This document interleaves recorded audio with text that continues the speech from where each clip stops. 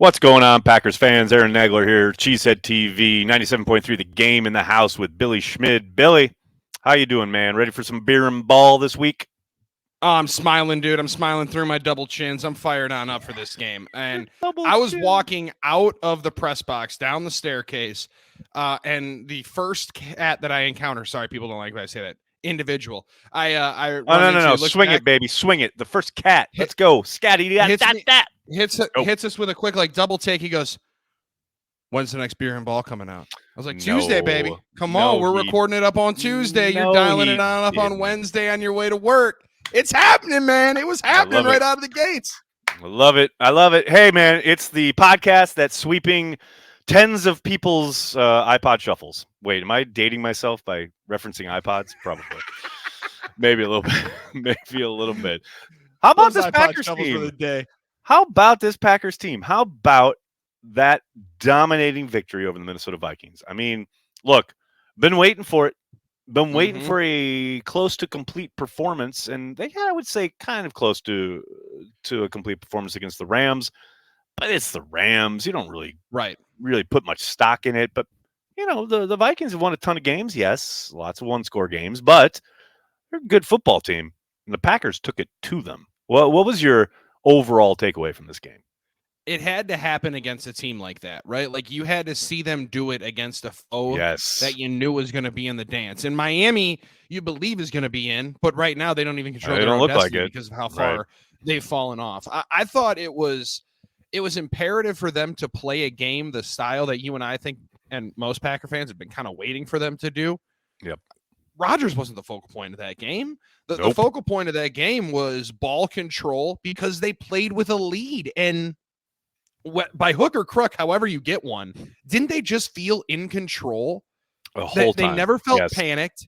They never felt like the game got out of hand. And I even looked over after, I think it was 7-3 before the Darnell Savage pick six. Right. And it did feel like they were losing the game, right? Because like you had no touches really on offense. Your only drive felt like it had kind of stalled up. They didn't have a first down. Yeah. You're just waiting for some momentum to roll. And it was well into that third quarter when their offense really started going. But all of those drives, they're scoring drives for, I think, 3 of their 4 scoring drives in succession. 6.5 minutes, 7 minutes, 4.5 minutes, yes. 6 minutes. Grinding clock and grinding on those dudes.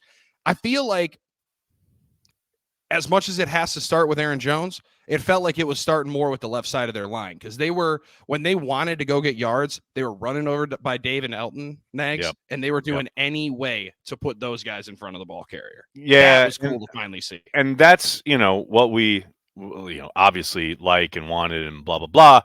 I will say, to your point, like the only time it was like, okay, where's the tipping point going to go? Like what's the vibe for the day?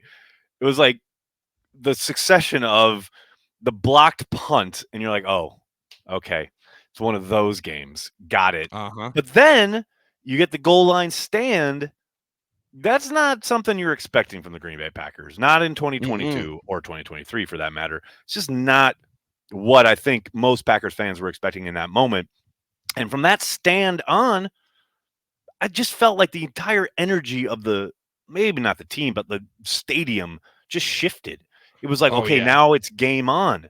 Like the fact that they had this horrible blow and then stood up to them, kept them out of the end zone. And then obviously you have the kick return and all hell breaks loose. But the moment they made that stand, I mean, whether it's TJ Slayton, Kenny Clark, and I get the Vikings are playing, a man down at that point.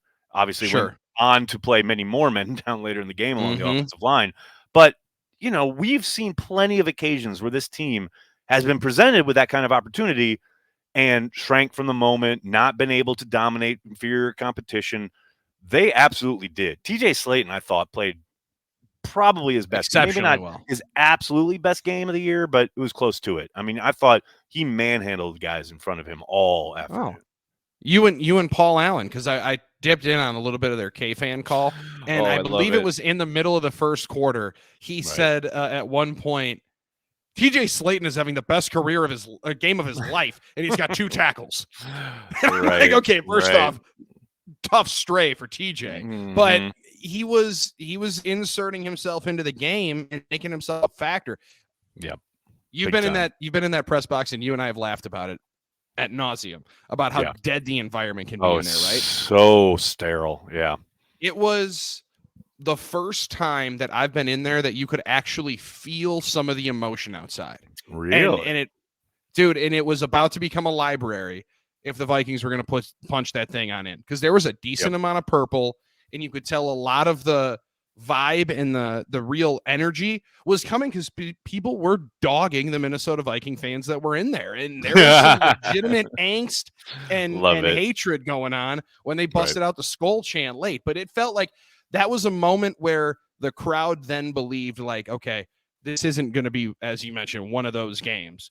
And dude, last week they had 2 drives start inside the opponent 20 and kicked field goals on each one. So yes, to anticipate 2 plays and a touchdown, I think everybody was expecting that. And that stand was a game changer. I mean, it's early, but it's a game changer. It is. Huge. It is. I'm sorry. From my vantage point, it absolutely is. Right.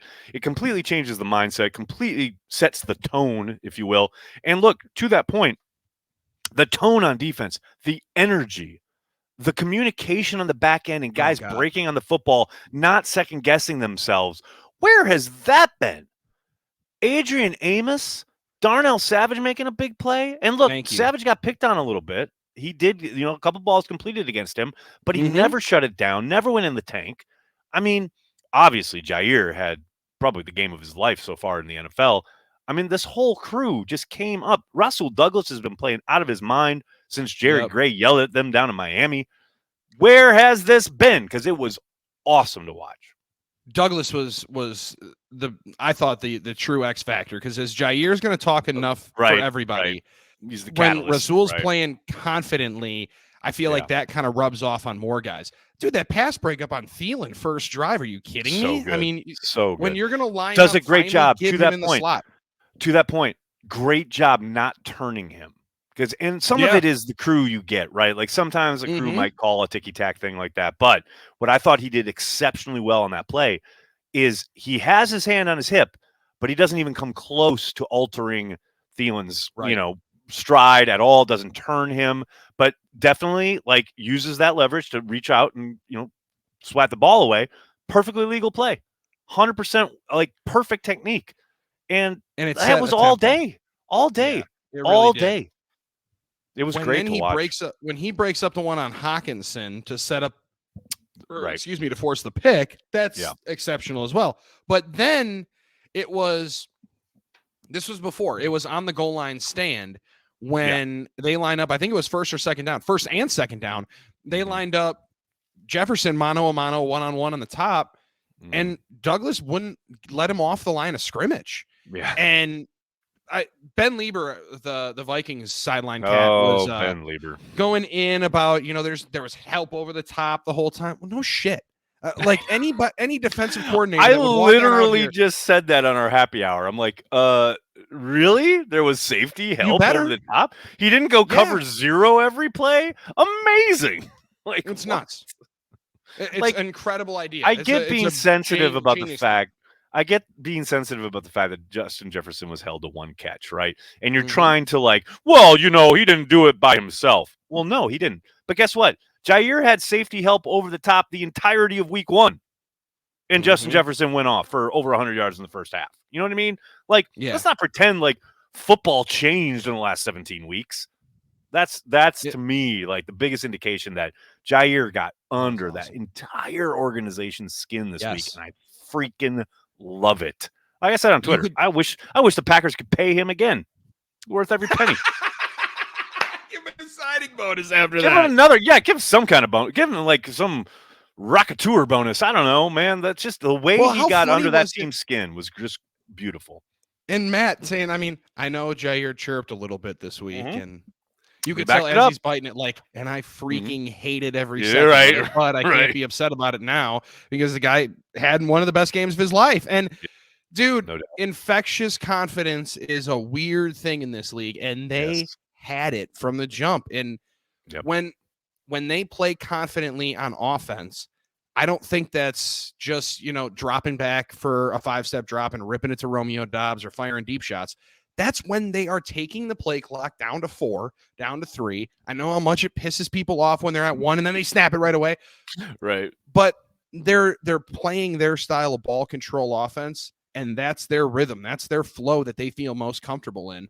And they really hasn't felt like they've felt confident playing that way for the majority of the season. Last couple of weeks, that's definitely changed. Oh, 100%. But it is interesting. I'm glad you brought that up because you're talking about rhythm and flow and all of that stuff absolutely feels evident in second halves of games lately, right? Whether it was down in Miami, we talked about it last week, this game against the Vikings. But man, it is weird how herky-jerky they are to open games. Like, I don't know if it's the openers, whatever the calls are. I don't know if it's just a lack of execution. I hated the second down call on the opening drive to swing pass to Jones out there. I wish they would have got out of that somehow because I didn't think the numbers made sense, blah, blah, blah. But whatever it is, whether it's the call, whether it's the execution, the reads that Rodgers is making, I don't know. But, man, they just feel out of joint. And I'm telling you, if they get that going, look out. Because right now they're humming on both sides of the ball. They're humming on special teams. If they can just start faster on offense, they'll be a real problem, not only for Detroit, but then beyond whatever lies ahead. I'm telling you, the team's ready, man.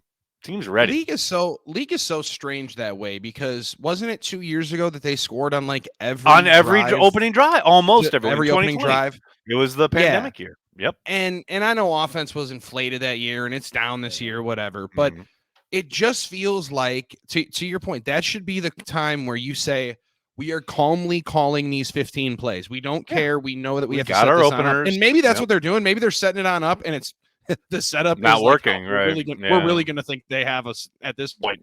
And then dagger them in the third quarter. That would be genius stuff, next level kind of stuff. But total. I'm going to bank on the fact that's not the case. They've been bad in the third quarter as well. Like, look, they didn't score in the third quarter out either. This week. Yep. Like, that's not third quarter's bad for them too. I don't know. I'm sure Matt is looking at that kind of scratching his head because the openers as concepts, I'm sure, are fine, whatever. But man, they just haven't been effective. But once they get that going, boy howdy, it's going to be a lot of fun to watch.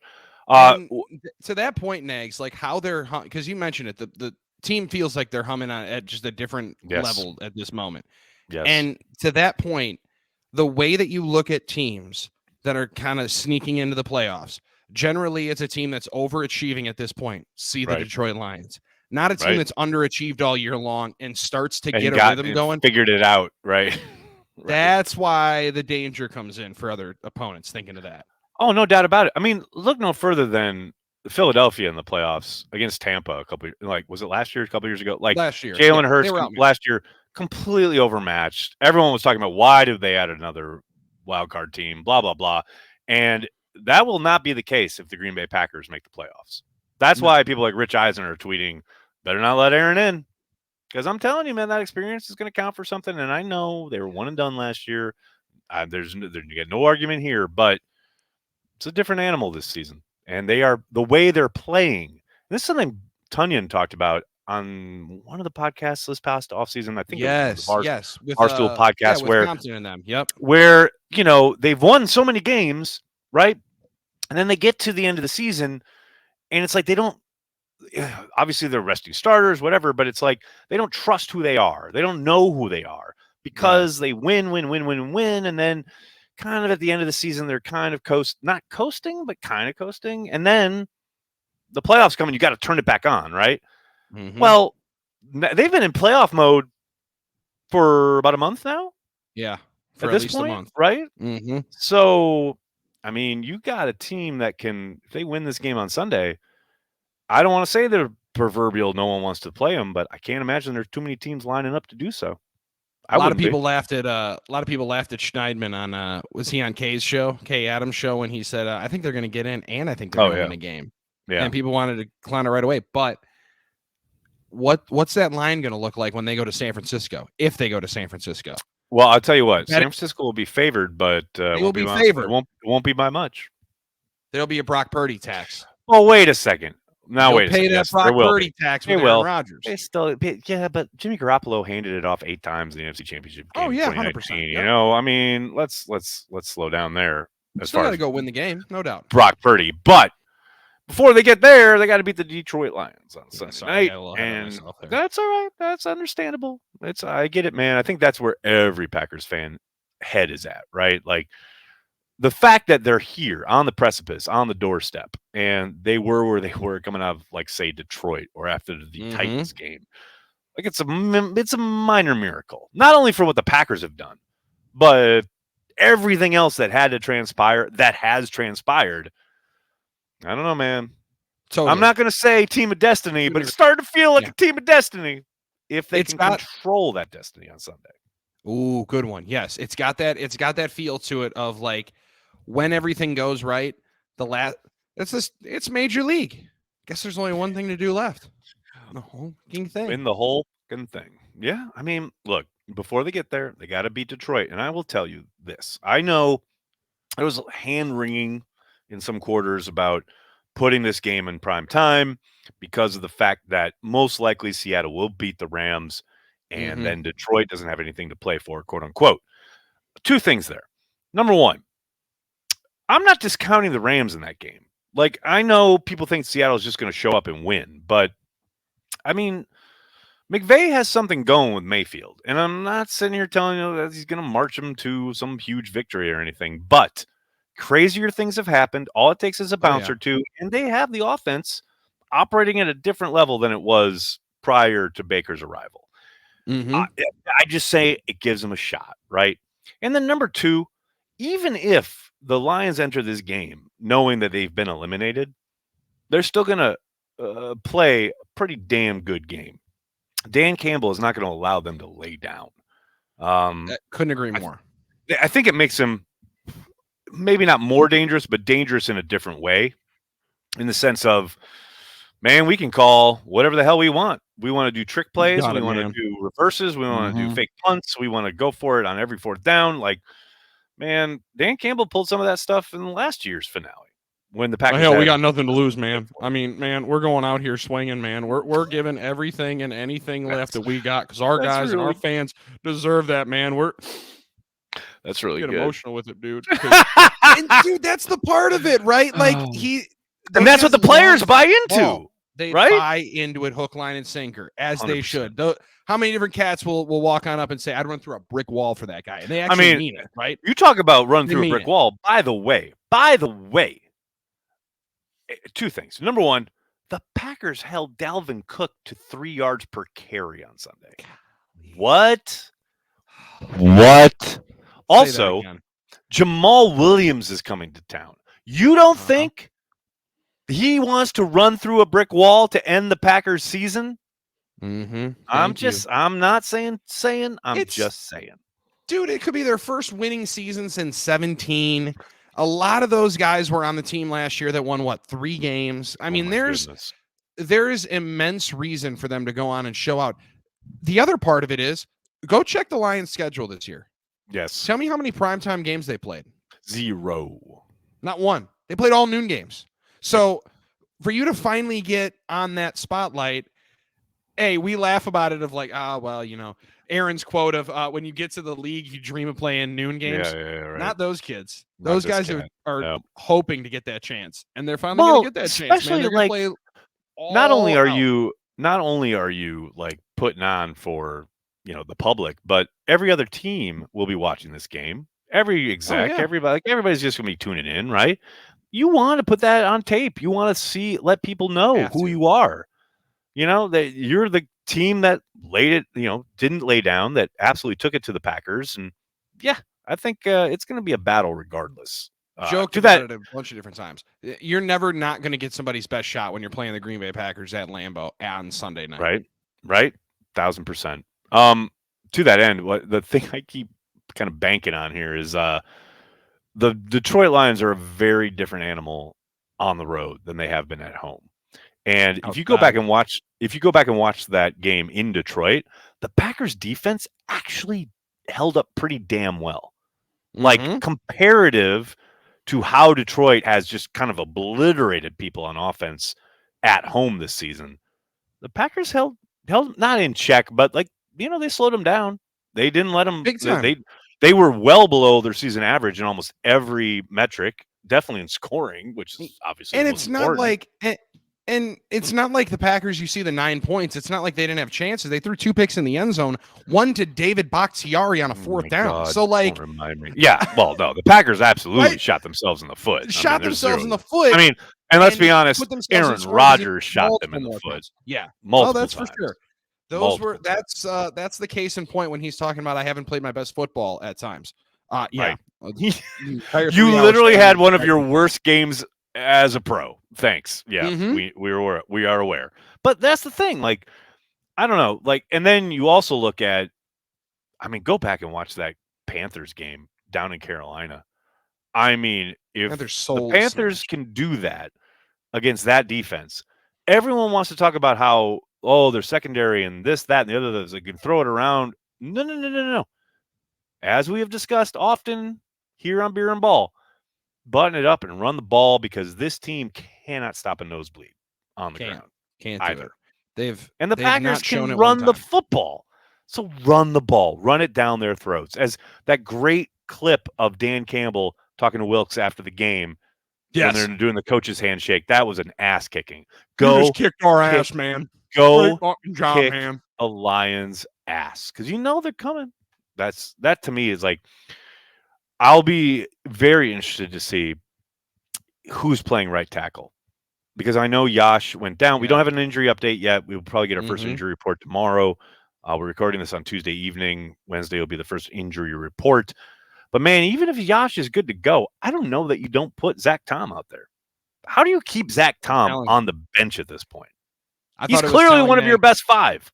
Yeah, 100%. And when LaFleur said on Monday he was cleared, we just felt like at the time it wasn't just because Yash could go back down. I think that was because they said we're not missing a beat, so why mess with anything right now? No, why he would was you? Dude, he was out in front of everything. No one holding call. Okay, tough spot. They put him in a bad position. He got caught. He got beat. Whatever. It's gonna happen. Dude, you look at play in and play out, the way he leans on people at 304 pounds or whatever he is, soaking wet. It's impressive the movement that he can get. That's the thing. His, it's the ability. The thing that I keep between what happened in Miami and then now this past week against the Vikings, I just keep looking at. He just knows the angle.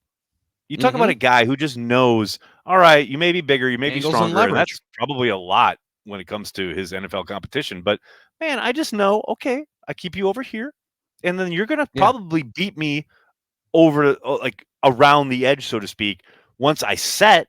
But I'm setting in a way, given what you're giving me as a pass rusher, that I'm just going to drive you past the quarterback, or you're going to get around me, but I know what the call is, and I know the ball's going to be out, blah, blah, blah.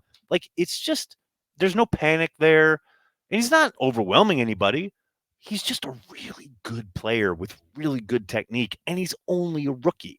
That's the other thing. Once this cat gets in a weight room for a full off season, he starts getting more experience. Are you kidding?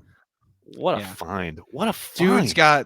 Dude's got football instincts, much like, and I'm not saying he's that, but watch the way Dave plays the position. Yes. Couldn't agree Dave more. plays it with the understanding of where the ball is, when it's got to come out, and also the idea of that son of a gun back here might just wander around here for 8 or 9 seconds. Exactly. In front of him, right? I just got to keep going. So you have that in the back of your mind that I can continue that.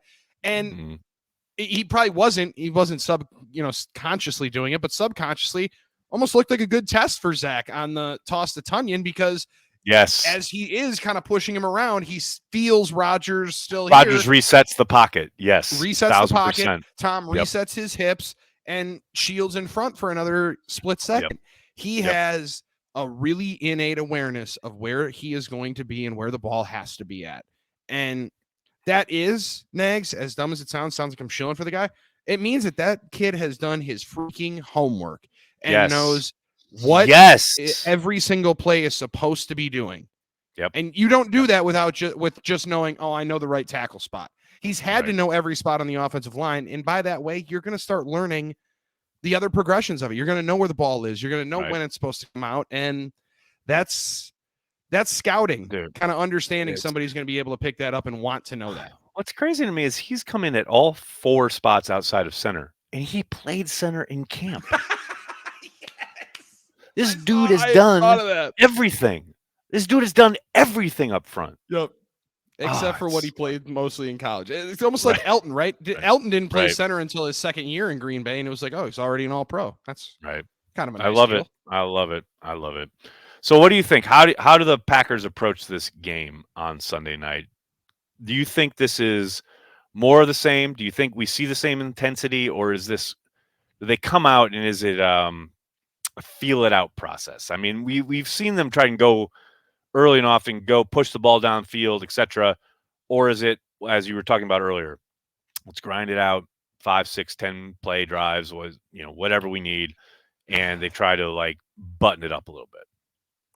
No, I think they're going to take a couple of shots early. I think they're going to try to take a couple of big shots early and try to get on the scoreboard right out of the gates, because I think they want that crowd in it from the jump.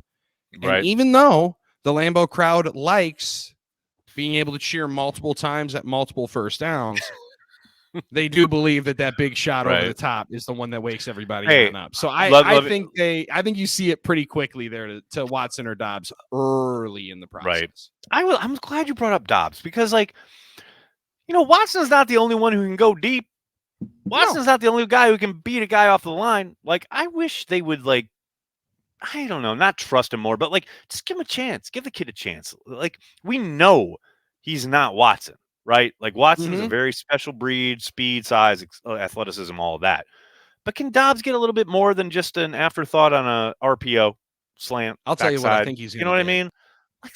He's going to get a nasty goal line fade here. He's going to get a nasty goal line fade here. Much like in preseason. I like it. Simply because of those hands catches. He's going to get some kind of weird back shoulder ball down near the end zone, and it's going to be because he trusts him to go and pluck it out of the air. I want Dobbs to get a few more chances. That's all. I'm not asking for the world here, but hey, that's nice. And look, opportunity here. Look, I'm not bemoaning the shots to Watson last week.